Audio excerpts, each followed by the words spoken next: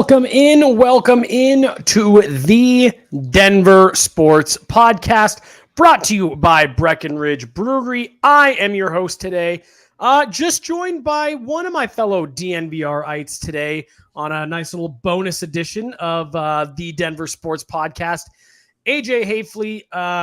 There's a lot to go over this week, so we're splitting this up into two shows. We're getting our kind of local overview out of the way. But first, how you doing today? You and I were putting some mimosas back yesterday. So I hope that the bad feelings hit you at the same time they did me, which was last night, and I was able to sleep them off.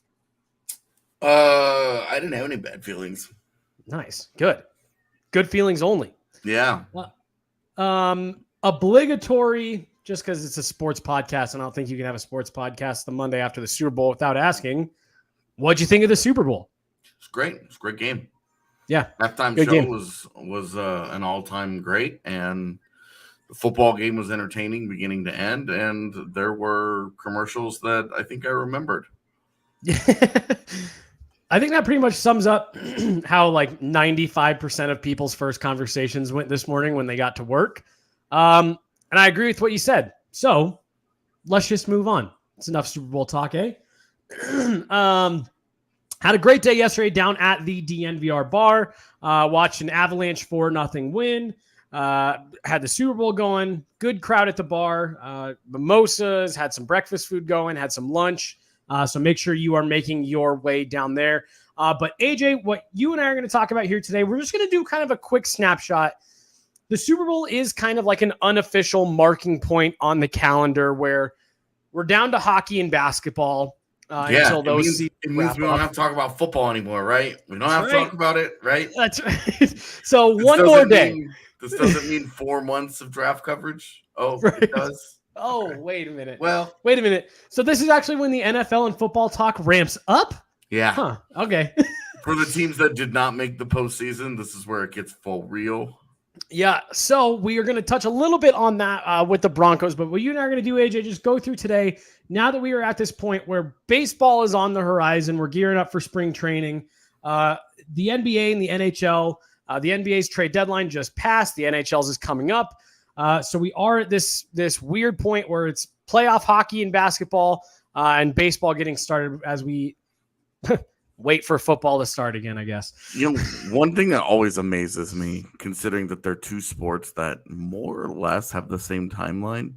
Mm-hmm. Like hockey starts a little earlier than basketball does. Most years.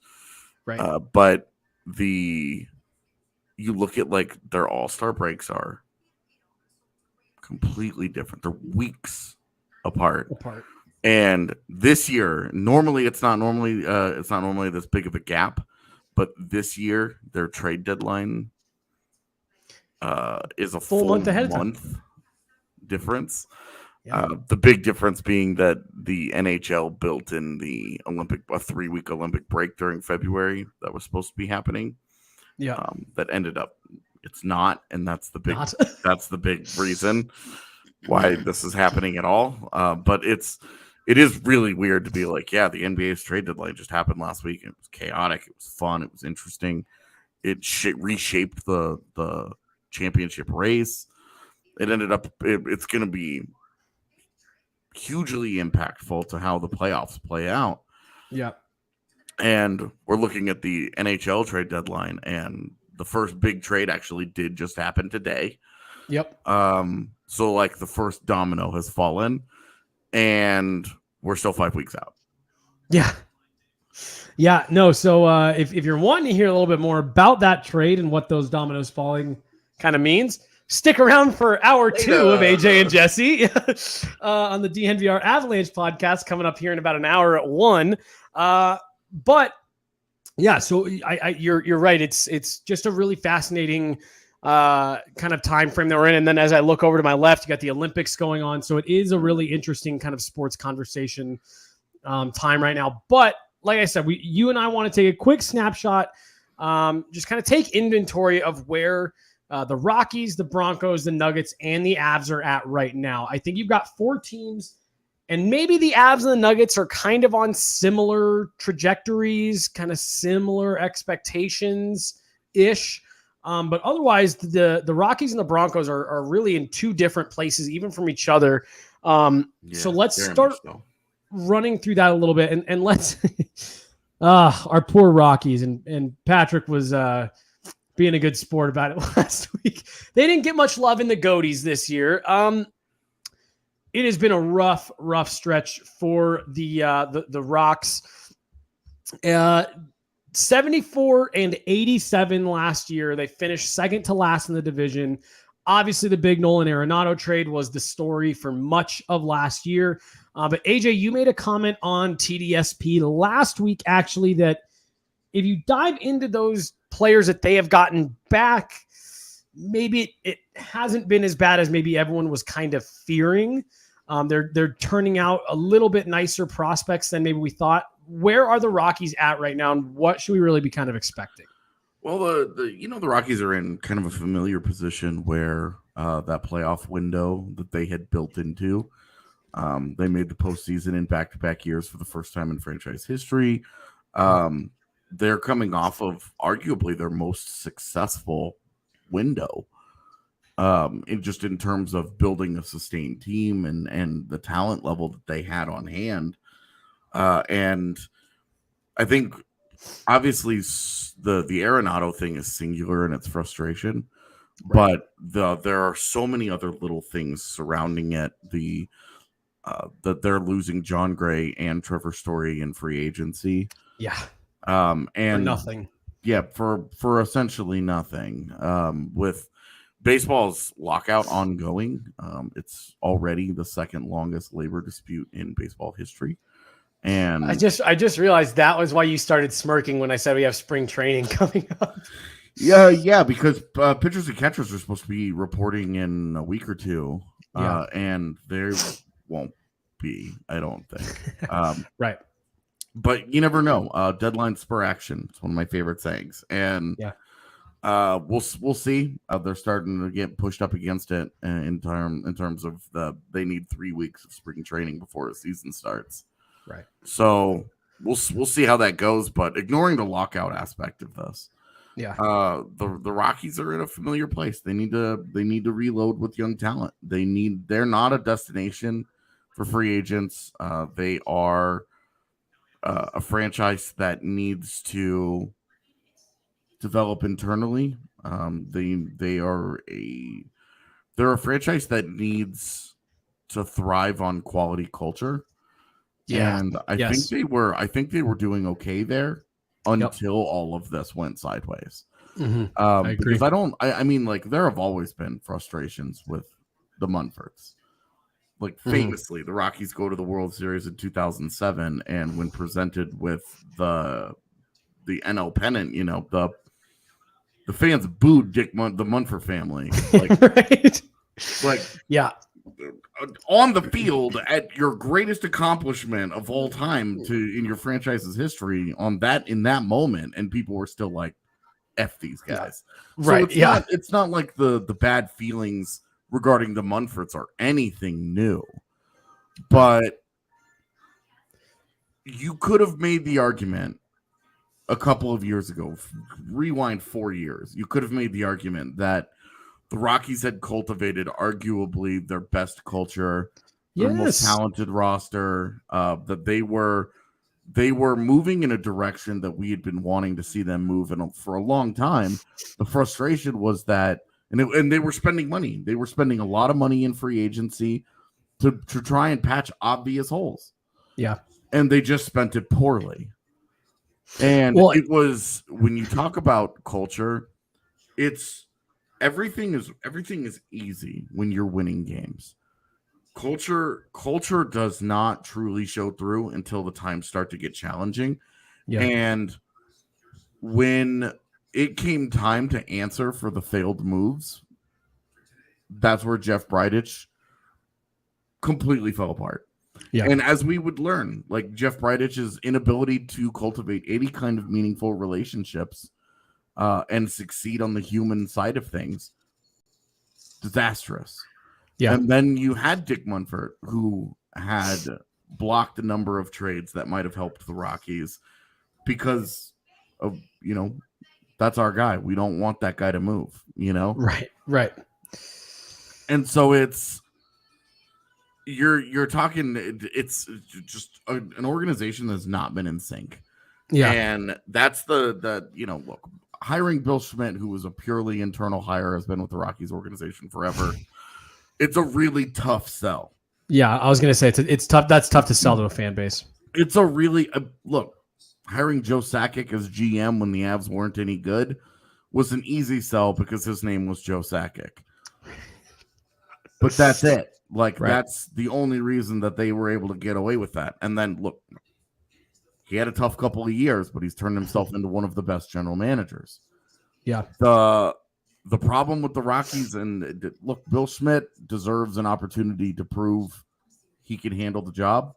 Mm-hmm. But from a faith perspective, there isn't any.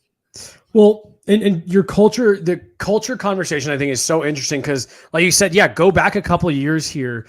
And I remember the conversation really being Nathan McKinnon, Nikola Jokic, Von Miller, Nolan Arenado. All four of these teams had cornerstones. Obviously, the Broncos were just coming off a Super Bowl, so they weren't necessarily trending up in the same way. But each team had a Hall of Fame caliber player sitting right there.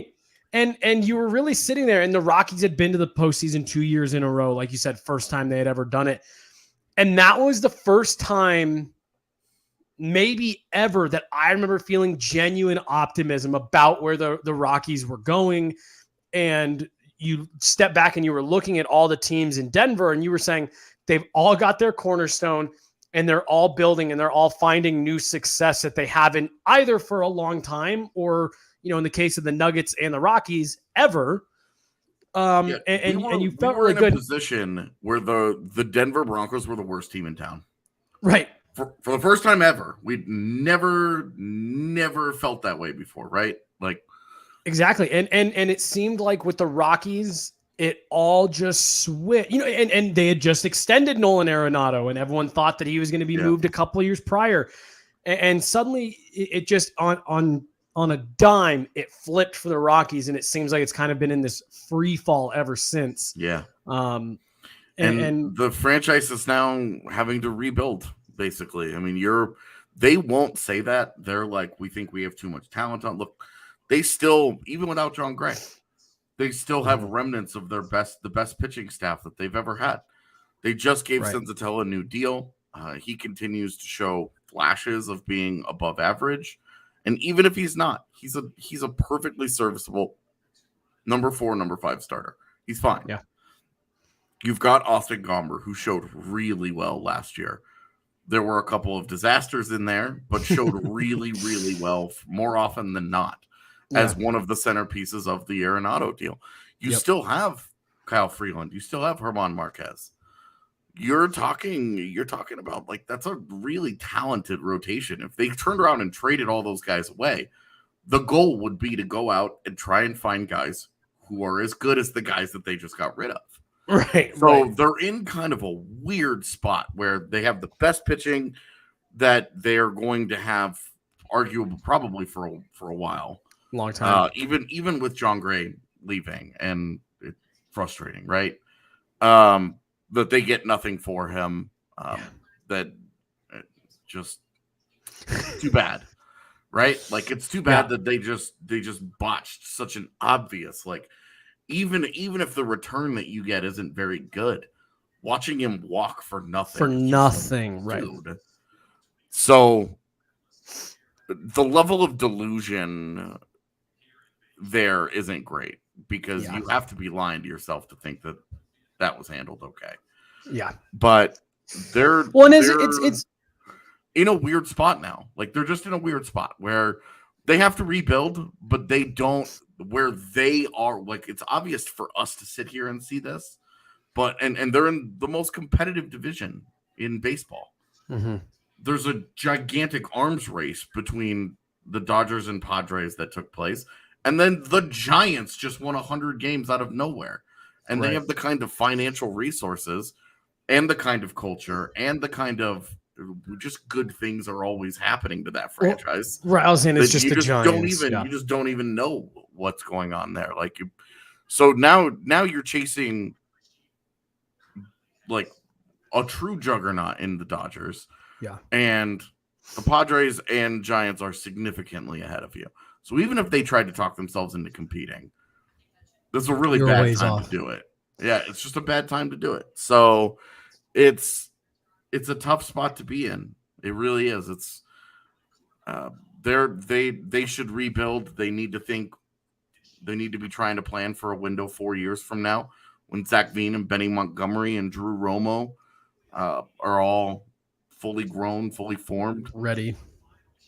Well, and you kind of just go from there. You said something there that I think is actually kind of like a perfect summary of where the Rockies have been the last few years.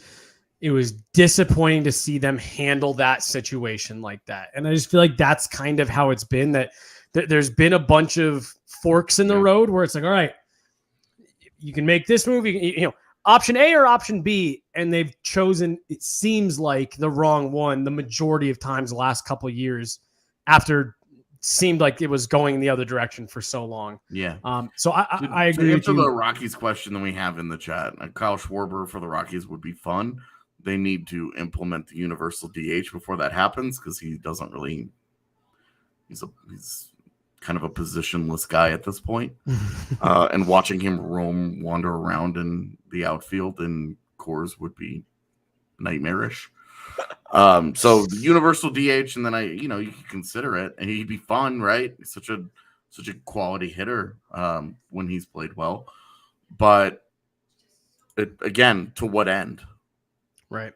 So the Rockies are in a really weird spot. They need to make up they need to decide on a rebuild. It's not that they need to make up with their mind what they're doing. They need to truly commit to it. And I love what you just said right there. Start building for the team 4 years from now and see where you're at in 4 years. The other team that we're going to talk about before we do our first little break here is the other team that I think they're not in a weird position, but they are, I think, in the most interesting position of all the four major Colorado sports teams. The Denver Broncos. 5 straight losing seasons since winning the Super Bowl. It's been a lot of stagnant. They've tried a bunch of kind of quick patches at quarterback. I personally think that their bigger issues were starting up at the top. Ownership, management. Obviously, there's been some bit of a coaching carousel as well. They got the coach figured out with a guy that seems to, I'm pretty high on from just what I've seen of him here, what you know about him. I think he could be a good fit. You've kicked John Elway upstairs, so he's kind of got his hands off the day-to-day. They're officially up for sale for a new owner. Is the only thing now missing the quarterback, AJ? Well, I mean, they still don't have an owner, and you want to have that sorted out. You want to have your organization kind of in lockstep moving forward. All the pieces have to be moving, and everybody has to pull the rope in the same direction. Yep. And I think in the last couple of years, you've had an ownership issue. I think hiring George Payton and empowering him to turn over the keys, and for John Elway to be like, hey, I stepped back for a reason. This isn't my thing anymore. I'm happy to consult. I'd love to be around for it. I'd love to be part of the process. But we hired a guy to call these shots. He's calling the shots. Yeah. And I think empowering George Payton there is really, really, I think it was a really important decision. And I feel good while they transition the ownership situation, now that they are going to be for sale, that they are, hopefully somebody is going to purchase them, and that this situation does get resolved. And you hope that you don't have skeezy shysters for owners like what the Coyotes have been dealing with for the last 20 years. You hope that you get a legit owner that's committed. You would love to get Pat Bowlen 2.0. You want the guy that comes in and gets ingrained in the community and cares about the community and reaches out and doesn't take the fan base for granted, which is what it's kind of felt like the last couple of years, that some of the connection with the fans isn't as good as it used to be. Yep. Without the guy at the top, Joel's not getting it done there. But from a football standpoint, I mean, yeah, it's about the quarterback, man. Like, they've got plenty of talent. I think you look across the roster and you have, all right, well, they've got a pretty good left tackle. And they've got skill position guys, wide receiver, tight end, and running back that all have various selling points that you can get excited about. You've got a stud at cornerback that you just drafted that just came off a very good rookie year. You have quality players kind of on all levels of the defense. Now you really need to replenish some talent at defensive line and linebacker, but you've got amongst the most money to play with in free agency, and you have a lot of draft capital. Now, if you use up a lot of that to go and solve the quarterback issue, great. That's by far your biggest problem. That's all good and well. Yeah. Because for the last several years, they've been putting a Band-Aid on a bullet wound. And it turns out that's a great way to bleed out. Well, so they've gotten nowhere with the bridge quarterback, like trying to just quick fix kind of route. Yeah. They need a solution there. They need a solution there. It's reminded me a little bit of what we saw the Avs do with that D-core in the early 2010s, kind of late 2000s, where it was, there's options out there, but instead of allocating draft picks or legitimate assets, legitimate money, we're going to try to kind of shop out of the bargain bin and find someone that's good enough to kind of hold this over. Obviously, it's a little bit different when you're talking about a D-core versus the quarterback, but it was such an area of deficiency for the Avalanche for so long that they tried to fix through the bargain bin. That, like you said, it's a great way to bleed out, and reminded me parallels of how the Broncos have handled the quarterback. And the difference between those is that the Broncos have tried. Like they've used first and draft, second round picks in the draft on quarterbacks. Now, it didn't work. And that's, part of the process is that you're going to miss sometimes. They've made some, the Bradley Chubb over Josh Allen thing right now looks like a nightmare. Yeah. If Bradley Chubb could stay healthy, you'd probably hate it less, but hindsight 2020 being what it is, right? Like if you go back on the day of that draft, it was a coup for them. Yeah. So, anyway, like they've tried, and whereas the Avalanche weren't even trying, weren't even making the attempt. They didn't use any first or second. I think they used 1 second round pick. It was Chris Beagra in 2013. I was going to say Beagra, and that was it. That was the highest guy that they. Otherwise, it was just a whole slew of randos in late rounds. Yeah. Like, let's get lucky and have a miracle. Right. Well, that didn't happen. So, well, I guess, and actually, oh man, and now I just feel bad for the kid, Duncan Siemens. Too. Yeah, but we're talking that was 11 years ago. Yeah, no. So you're talking like deep into the well. Anyway, like the Broncos have allocated some assets there. Like they've made some attempts. Yeah, but then they they brought in Drew Lock, and then even this last year they bring in Drew Lock, and but they bring in Teddy Bridgewater. They kept bringing in a guy to compete with the young kid instead of just giving the job to the young kid and letting him sink or swim. Because look, if he sinks, your season is over and you're drafting in the top 10 anyway. If he swims, then you have your answer. Right. You don't need to worry about this anymore. And this just the tip approach that they've had for the last few years. It hasn't served them in any functional way. Well, and the quarterback, like you said, competitions, they felt kind of loaded, right? Because those situations that you're putting a lot of these younger kids in relative to the quarterbacks that they're bringing in. Again, I thought Teddy Bridgewater was totally fine. I mean, he was whatever this last season. You know what I mean? Like, honestly, like, had he stayed healthy? Yeah. I mean, they genuinely like came close to making the postseason. They obviously flame out at the very, very end, but like they came close enough to making the postseason where you're like, they played meaningful games later than they had at any of the last 3 seasons. Yeah, it's baby steps. But the issue with it being a competition is you brought in these guys who their play style is going to lend better to looking like they are the more competent one through preseason, through practice reps. So you never really set up any of these young quarterbacks to be put in a position where they were truly winning the job. Because if you were going to name, Paxton Lynch, I mean, I guess maybe you're talking about a little bit of a different conversation there with Drew Lock. But at what point was Drew Lock or Paxton Lynch set up to look like the better quarterback in preseason relative to the other people that they brought in? You know what I mean? Yeah. Veterans who play it safe, complete a lot of passes. And they, like bringing in Case Keenum off like a career year, right. like. Yeah, that whatever Joe Flacco was, like it was just predictable. That's one of those frustrating. Like this, like come on, dude. The Joe Flacco one was like what we were talking about yesterday. Championships are a hell of a drug. Yeah, well, and you look at some of the different franchises around the league, and like Washington just sort of like falls backwards into Taylor Heineke, who's like fine. But they just turned it over. They were like, just give it to the kid.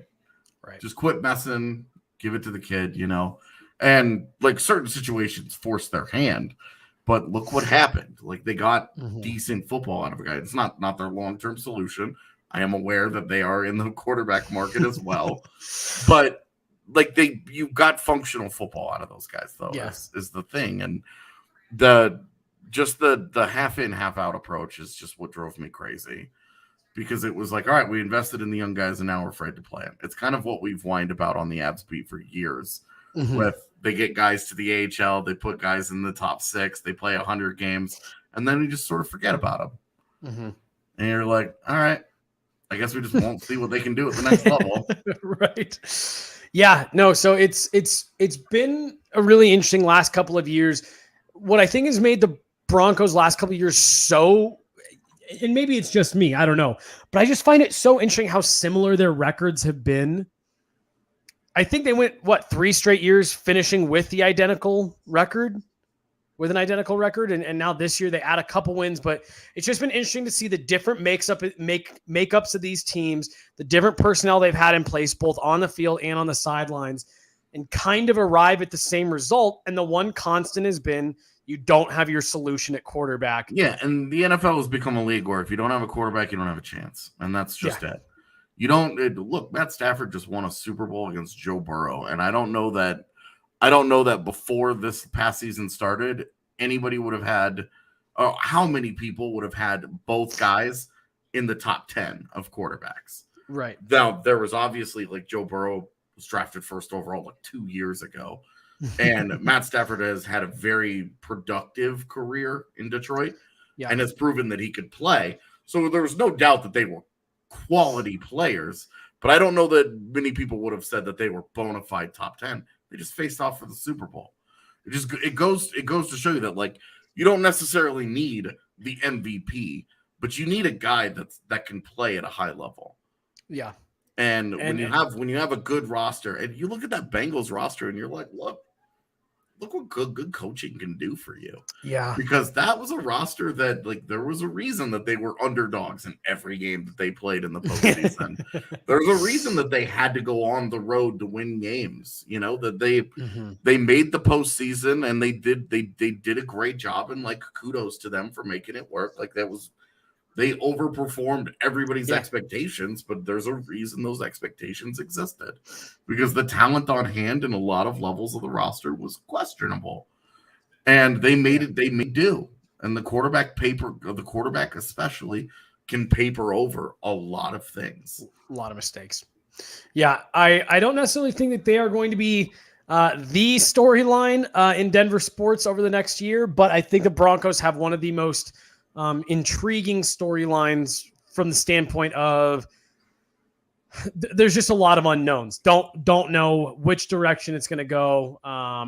There's now reports that Green Bay is going to be throwing all kinds of money and stuff at Aaron Rodgers. They're going to make all kinds of attempts to keep him. Yeah, we'll see how it plays out. Not move on.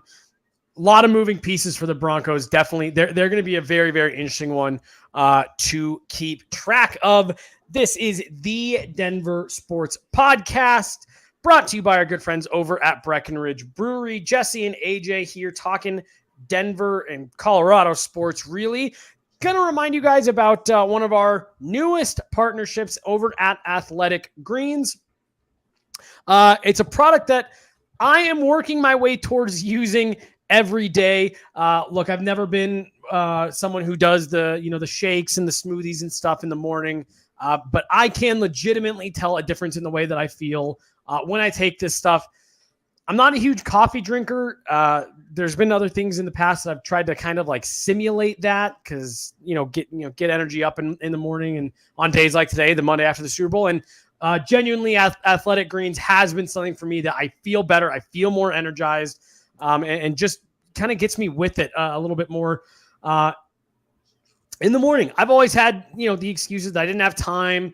It takes too long to make a smoothie, takes too long to blend all this up. I wanted to have more energy, especially with everything going around right now. Wanted to help out my immune system, and I just didn't ever like taking all the pills and vitamins and stuff like that. Now it's one scoop of Athletic Greens into a cup of water, and you drink it, and that is it. 75 high-quality vitamins, minerals, whole food source superfoods, probiotics, and adaptogens to help start your day right. It's a special blend of ingredients that supports your gut health, your nervous system, your immune system, energy, recovery, focus, aging, all the things, everything. And it does it all with just one scoop. It's lifestyle friendly, whether you eat keto, which I have done. I was doing at the beginning of this year, paleo, vegan, dairy-free, gluten-free, contains less than 1 gram of sugar, no GMOs, no nasty chemicals, no artificial anything, while still tasting very, very good. It costs less than $3 a day. You're investing in your health, and it is cheaper than that cold brew habit that you've got. Right now, it's time to reclaim your health, everybody, and arm your immune system with convenient daily nutrition, especially we are in the thick of flu and cold season. And you got that vid out there floating around as well. It's just one scoop in a cup of water every day. That's it. No need for a million different pills and supplements to look out for your health. And to make it easy, Athletic Greens is going to give you a free 1-year supply of immune-supporting vitamin D and 5 free travel packs with your first purchase.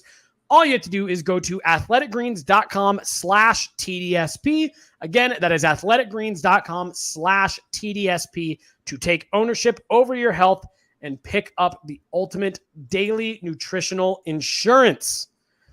Now, we also have new partner alert here, and I'm very excited about this one. It's Valentine's Day, so red is the color of the day, but we just had Athletic Greens. Now we've got Green Chef. It's a very green day here on TDSP. Green Chef is a meal kit company, a CCOF certified meal kit company. Makes it easy, makes eating well easy with plans to fit every lifestyle. Sounds a little familiar here. Whether you're keto, paleo, vegan, vegetarian, gluten-free, or just looking to eat more balanced meals, Green Chef offers a range of recipes to suit your preferences.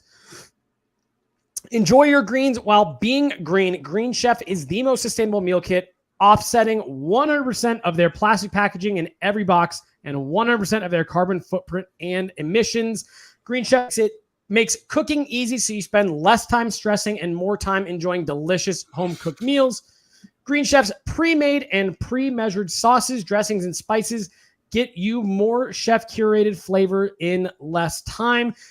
It is America's #1 meal eating kit for eating well with dinners that work for you and not the other way around.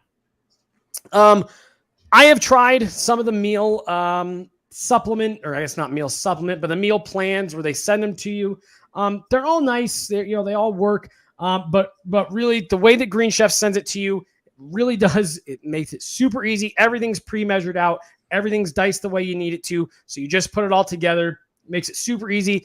I have always fighted cooking at home because I don't like the mess. I don't like having to clean up. I don't like how long it takes. Not the case with Green Chef. Go to greenchef.com/DNVR130. Use the code DNVR130 to get $130 off plus free shipping. Again, that is greenchef.com/DNVR130 and use the promo code DNVR130 to get $130 off plus free shipping.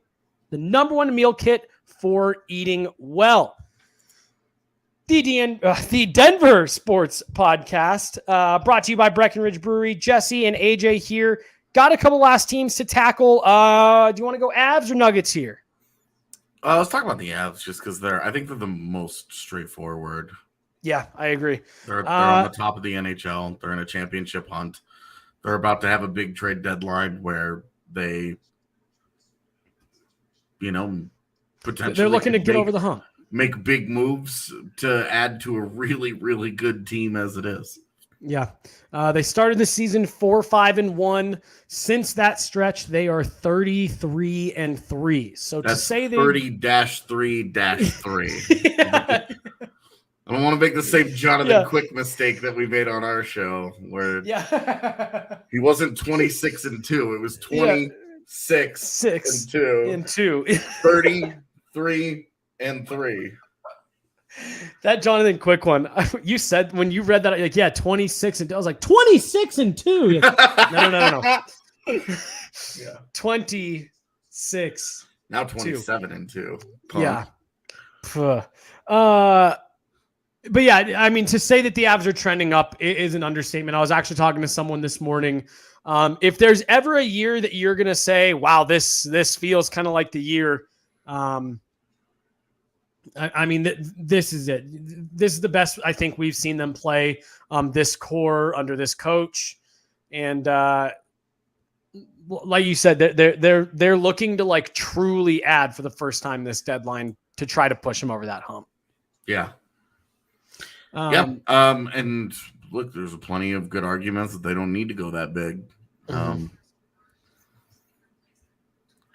For me, it's mostly just like they can. Yeah. And so I'm kind of like, do you really want to look back on this and say we could have done more?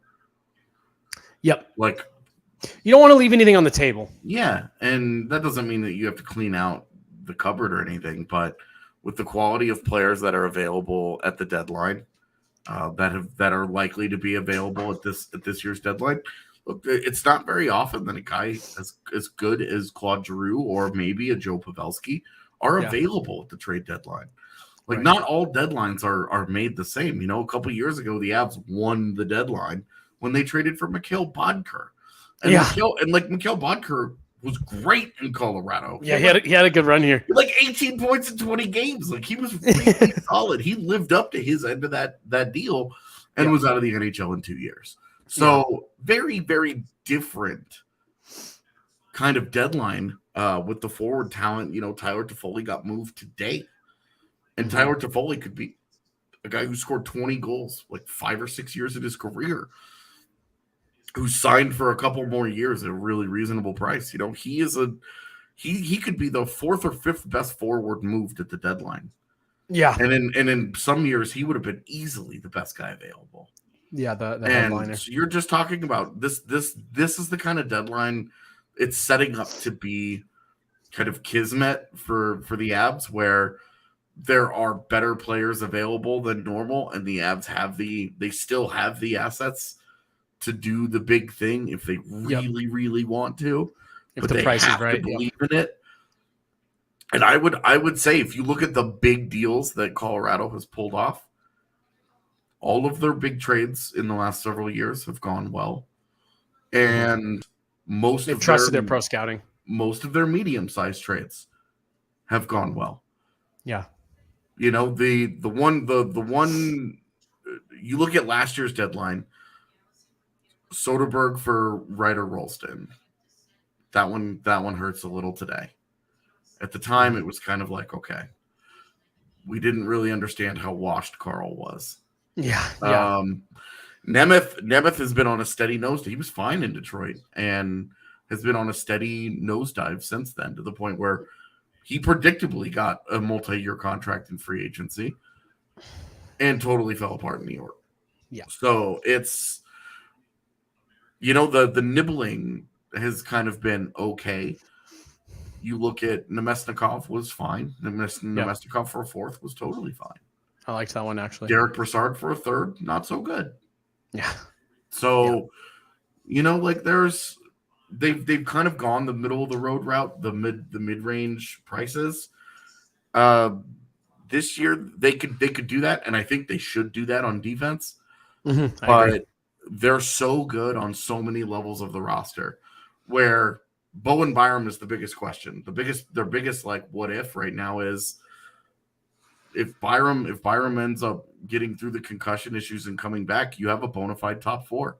Yeah, you don't. Yeah, you need is that fringe go piece. Hard for that, where the Nichushkin and Burakovsky are producing, and obviously Kadri producing in career paces, career best paces.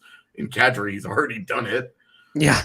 So you've got guys who are. You've got guys who are producing beyond your top line. Mm-hmm. But hey, if you go and get one more guy and one of those guys gets pushed down, and it makes you just that much better. Mm-hmm. You're making me think that there's news breaking right now. No, my phone's voice activation thing. Oh, it's going off, man. It's been doing this the last couple of days where it keeps going off and I'm not talking to it. So anyway, so that's great. Yeah. So the Avs are at a great spot. Again, they're at the top. They're destroying the Western Conference at the moment. They're in the President's Trophy chase again, and they're coming off of what was the fourth or fifth longest home winning streak in NHL history. Yeah. So and they're still on the point streak. Yeah, they haven't lost in regulation in this year, literally, and like we'll see, right? Like they've got a tough stretch coming up this week and next, with 2 games in Vegas on Sega Babas. Yep, that's gonna be tough. Yeah, that's a tough ask. Yeah, NHL schedulers didn't do them any favors with the makeup games for sure. You and I are going to be talking way more Avs here in about 20, 30 minutes. Yeah. So let's get on to our last team we'll discuss today. And then next time we'll have to have you here on to help us get some Rapids updates. Not having the college beats represented sucks because I'm the guy that makes fun of them all the time. So I'm a bad voice to talk college sports in Colorado. But AJ, let's talk about the Nuggets because this is another one that, again, they went to the Western Conference Finals in the bubble. They got close. They've got the bona fide superstar in Nikola Jokic. Mm-hmm. This season has been plagued by injuries to the point where a lot of people were kind of punting on this one. Well, now suddenly, like you just said, or like you said a few minutes ago, the trade deadline is passed. You're sitting in a fine position. And now it sounds like Michael Porter Jr. and Jamal Murray are about to get back into the mix. Yeah, and like them potentially being cleared is great.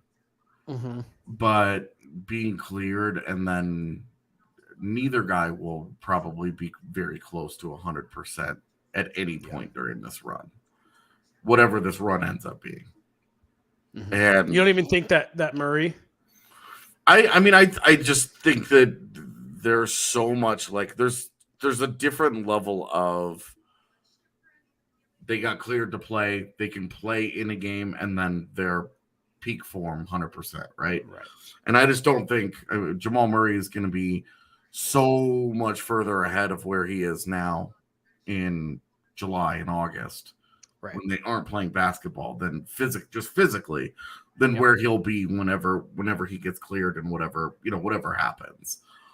So I'm still kind of punting on this year. Because even if those guys make it in time for the last 10, 15 games of the season or whatever it ends up being, that's not enough time for them to, like, they've been gone for so long. Right. Everybody trying to adjust to new roles and it's not like Jamal Murray's going to and MPJ are going to roll out there and be like, all right, well, now we're playing 35 minutes, Right. Like, they're just there's going to be you need time to ramp up coming back from those injuries, and I don't know that they're going to have enough of it for them to be. They're just not going to be 100%.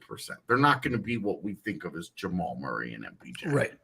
They're not going to be at the peak of their powers. So I'm still kind of punting on this year, but I think that obviously those guys coming back, they're going to put the fear of God into somebody in a postseason series. Yeah. And if they can avoid the play-in and they can get into the top half, really, if they could get to that 5th seed, it would be huge for them. Yeah. Might be a little aspirational, but whoever draws them in the first round, if those guys are healthy, you're like, bro, I don't want that smoke. Like, it's going to be a dog. It's not going to be any Suns and 4 bullshit. Right. The team was completely spent. It was broken. They were done, right? Like, they were just done. That's not how that series will go. The Nuggets may still go out in the first round, but it feels like, boy, they're gonna be a really, really ugly out. Well, it just seems like one of those, almost kind of like not a trap series, because obviously whoever gets them, like, they're not picking the Nuggets, but just where the team has been at all season, the level that they've kind of played at, and to the point that you're making right now, even with Murray and Michael Porter Jr. coming back, they're not going to be playing the same roles next week that they'll be playing in a first round playoff series. And it feels like you're going to get a Nuggets team that's seated lower than they probably should be with a full roster. Yeah. And so they may even end up being, I think they'll likely end up being a lower seed. But I agree with you. I don't really think it's going to feel like that once you actually get those. Yeah, I mean, like, you're upstart Memphis, right? And you're loving, like, Ja Morant as a superstar. He's going to put himself into the MVP conversation moving forward. Mm-hmm. Your team is fun. You're deep. You're really versatile. You're good defensively.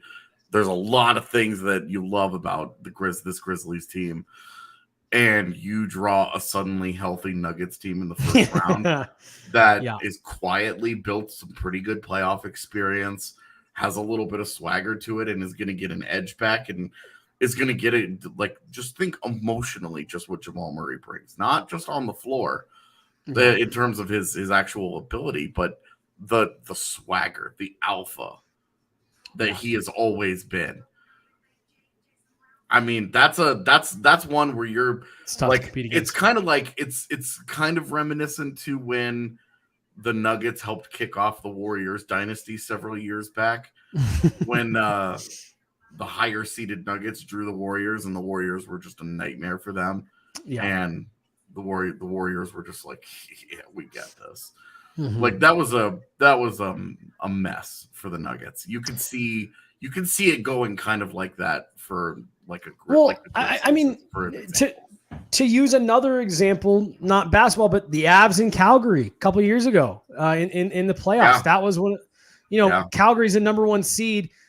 Yeah, the Avs, I guess not technically, very literally, were the last wild card spot. But the details around that wasn't a last wild card team. And then you add Cale Makar right as the playoffs are getting going, and it was just a completely different group, right, mid-series. And Calgary just had no answer, and that is kind of, now we look back at that Avs Nashville series, but kind of like what you're saying, that kind of jump-started the Avs to where they're at now. You look at this Nuggets team, and you say, do you get a chance to kind of play that role, but having the last couple of years of experience in your back pocket, going to a Western Conference final? I'm really excited to see what they look like come playoff time. I agree with you. I think getting those two players back won't be the huge boon immediately that we all kind of think it will, or that it feels like it might be. But come playoff time, they're going to be an interesting team to watch. Yeah, that Nashville series might actually be a better comp to what will happen where the Avs pushed Nashville hard, and it was just the Avs just weren't quite ready. Like, you go back and you rewatch that series, and there were moments where they could have, if this goes differently, if this happens, that happens, if one or two things change and they aren't on their third string goaltender by the end of it, then maybe this happens a little bit differently. But that was one where the Avs pushed Nashville hard. And I think whoever draws the Nuggets in the postseason, again, if they avoid the play-in and they can stay away from Golden State and Phoenix, and they open themselves up to playing somebody else in the first round, I think you could really see. I mean, it would be they'll be everybody's favorite upset pick, but also like they may not be quite ready for that, but they could easily do that. Like, they could do what the Avs did to Calgary, where it was like, we look back on that and we're like 4-1, but 2 overtime games, like it was a closer series than we recall. Yeah, just that game to put it all away was so dominant that it feels like. Well, games 3 and 5 were heavily tilted in Colorado's favor, that we look back on it and are like, they smoked the Flames. And that's how I think there's a very real possible, like, I'm guarding against expectations with those guys, but playoff experience is so important. It's a real thing, man. In both the NBA and NHL, that the Nuggets playoff experience could help them in a first round series, especially against a greener team like Memphis, where a lot of guys who haven't been there, haven't seen that yet, could be really fun. So I'm looking forward to it. I'm just excited to be excited about the Nuggets again. Because watching every game is like Nikola Jokic is doing unbelievable things, and it hasn't felt like it's mattered at all. Right. He's having another MVP caliber season, and yet hasn't. It's like watching Connor McDavid in Edmonton every year. AJ, well, you and I do have the DNVR Avalanche podcast coming up here in just a few minutes, so I think we are going to get out of here. If you guys want to hear a little bit more about the Avs, jump on over to that show, which should be getting going here at 1. But AJ, had a fun time getting kind of caught up on everything. We'll do this again as we move into the summer. Just kind of take an assessment of where everyone is at. So really appreciate you taking the time out. For AJ Hafley, I'm Jesse Montano. Shout out to our producer Yahir behind the scenes, making sure you guys can see and hear us. This is the Denver Sports Podcast, brought to you by Breckenridge Brewery. We will talk to you guys on Thursday.